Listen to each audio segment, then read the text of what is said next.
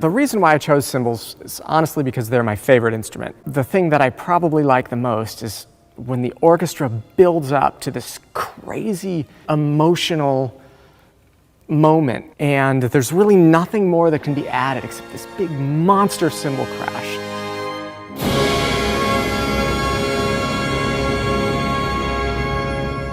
Those moments are extremely special to me. Here I have an even bigger pair of cymbals.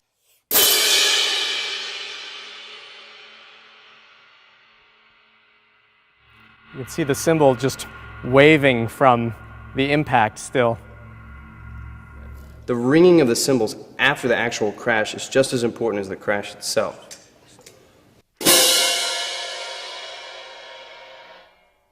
The important thing with the follow-through is that you're allowing the cymbals to ring after the crash. Playing the cymbals, you need to have a full dynamic range, just like you would on any other percussion instrument.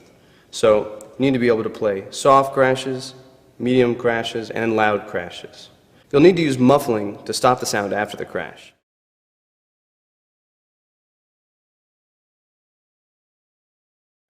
To muffle, you simply bring the cymbals into your body to stop them from vibrating. You can muffle very gradually,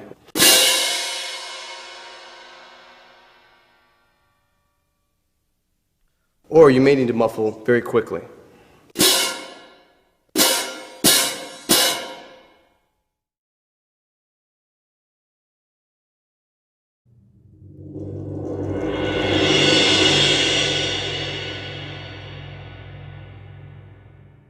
If I play here on the edge, activates the entire cymbal and gets a nice, big, deep, dark sound. For a brighter sound, you can use a drumstick.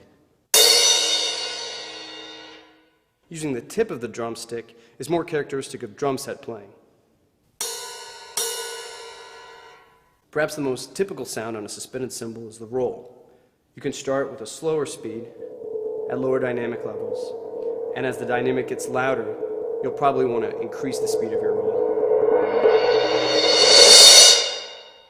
Now let's talk about muffling the suspended cymbal. If you're playing with one mallet, then you can obviously play with one hand and muffle with the other. If you're playing with two mallets, for instance, if you're rolling on the suspended cymbal, probably muffle with both hands.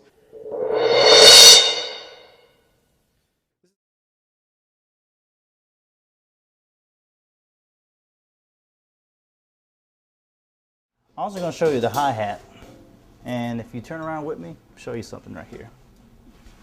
This is the hi-hat cymbal, and the way you use the hi-hat, it has two different cymbals attached to it. You see two different hats. This is the top hat, and this is the bottom hat. And you use it this way. You have your foot, and you just clamp down on the hi-hat. And it gives you a nice, crisp sound like that. And then if you want to use a stick, you get this sound. If I raise up my foot while I'm playing it, you have this sound. If I go back and forth, you have. And then this is the bell.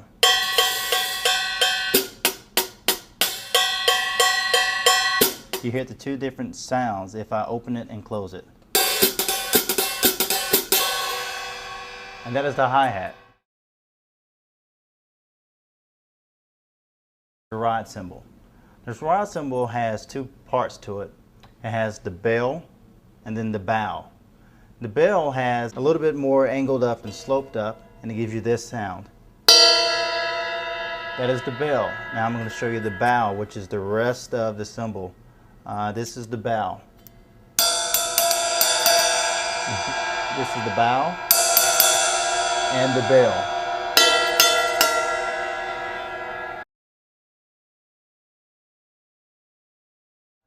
Also on a basic 5-piece kit you have a crash cymbal. And this is a crash cymbal right here. It does have the bell and the bow just like the ride cymbal had. This is the bell, and this is why it's named Crash.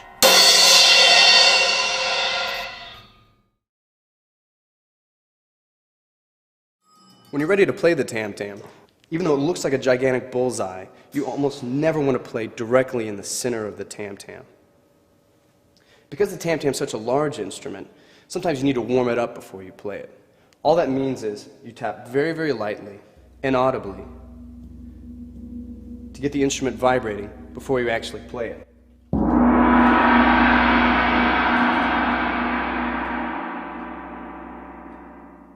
To muffle the tam-tam, you want to squeeze it between this hand and your leg. You can either muffle the instrument slowly,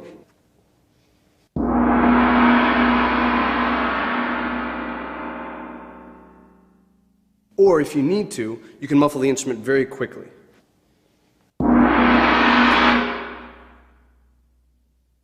If you're asked to roll on the tam-tam, it's always best to use 2 beaters.